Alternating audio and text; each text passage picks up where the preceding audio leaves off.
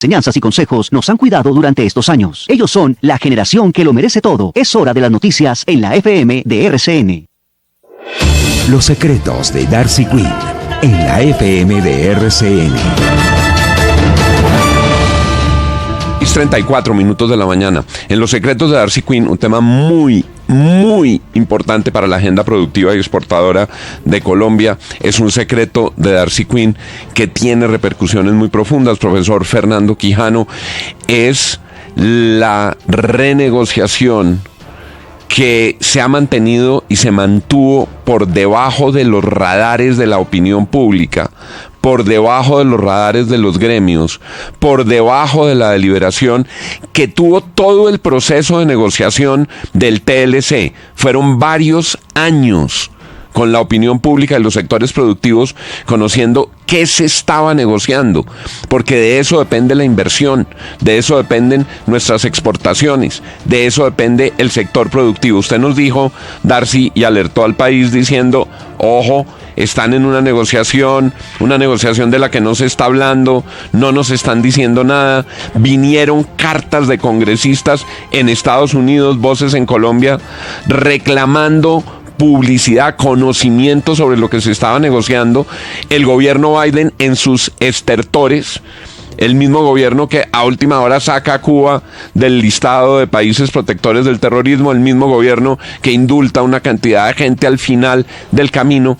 En esa despedida de Biden, cuando ya se sienten los ecos de la posesión el próximo 20 del presidente Donald Trump, se confirma lo que usted advirtió aquí en la FM, que había una negociación de modificaciones de condiciones y las van a modificar. ¿Qué pasó, Darcy? Las firmaron finalmente contra viento y marea, las firmaron por parte del ministro de Comercio Exterior, el doctor Luis Carlos Reyes, y la representante del gobierno norteamericano. Bueno, consultando a los expertos en tratados, pues porque obviamente yo no estuve en todas esas negociaciones y no lo conozco, digamos, a fondo, pero ya se publicó lo que se firmó, las tales notas aclaratorias. Consultándolo, me dicen en un primer vistazo que se estaría extralimitando a través de la nota. Primero, una restricción del acceso al arbitraje internacional.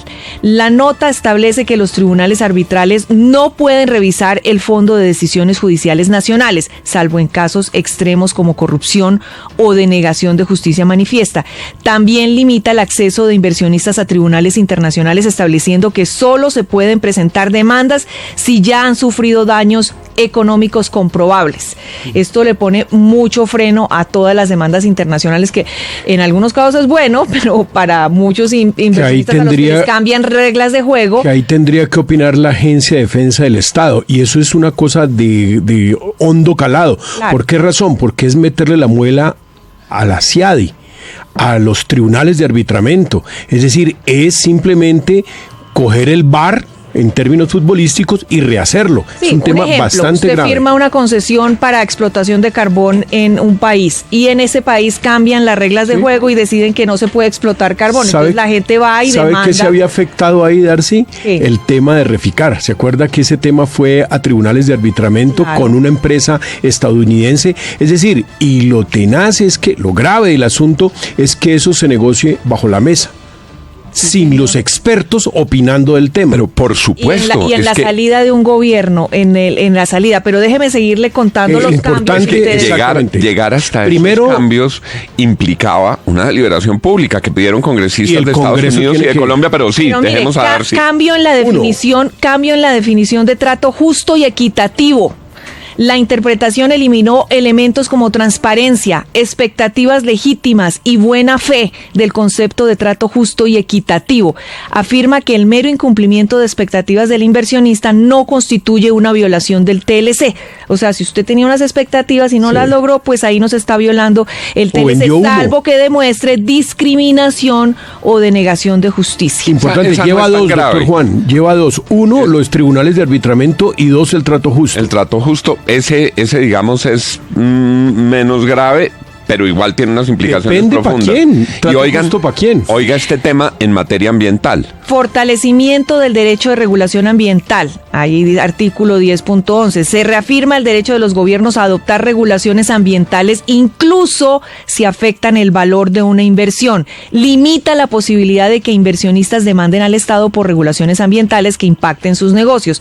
La otra preocupación, bueno, esa es la tercera y obviamente la preocupación que estábamos hablando, y es que todo esto se hizo a espaldas del gobierno de Donald Trump, que es el que va a entrar y el que va a pensar que todo esto se hizo también de mala fe por parte del gobierno de Colombia, de México y de Canadá. Pero el tema de la regulación ambiental es súper complejo. Cero iban tres. Porque imagínense, estos son, digamos, los principales puntos que preocupan a los expertos que en un primer vistazo miraron todo que fue las notas aclaratorias y dicen pues que esto puede terminar constituyendo un problema para la inversión.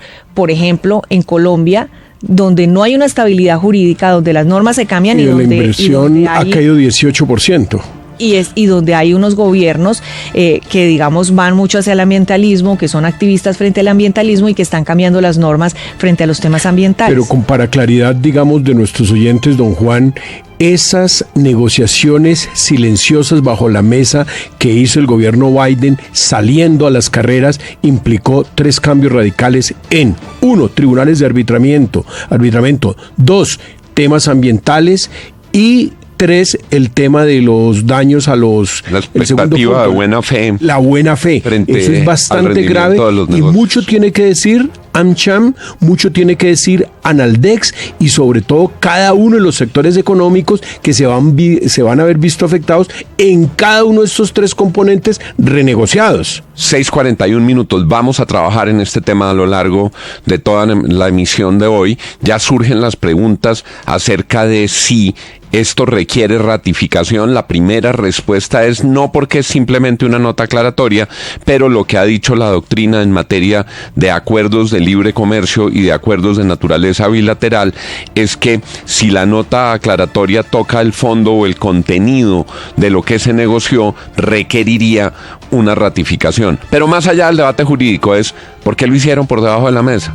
¿Por qué no conocimos cómo avanzaban estas negociaciones y por qué firmándose en los estertores del gobierno? Es que eso es cuando se firman los contratos el 31 de diciembre o el 30 de diciembre. Es decir, ¿por qué están haciéndolo de esa manera como a espaldas, poco transparente? ¿Quién lideraría esto? Hay que ver cuáles eran los intereses que estaban detrás de este tema. Lo seguiremos en nuestra emisión. Los secretos de Darcy Quinn estuvo aquí en primicia la semana pasada. Se hizo la advertencia. Fuimos revelando las cartas que había de los congresistas y no se logró que hubiera la publicidad adecuada frente a la deliberación por estas notas aclaratorias. 6:42.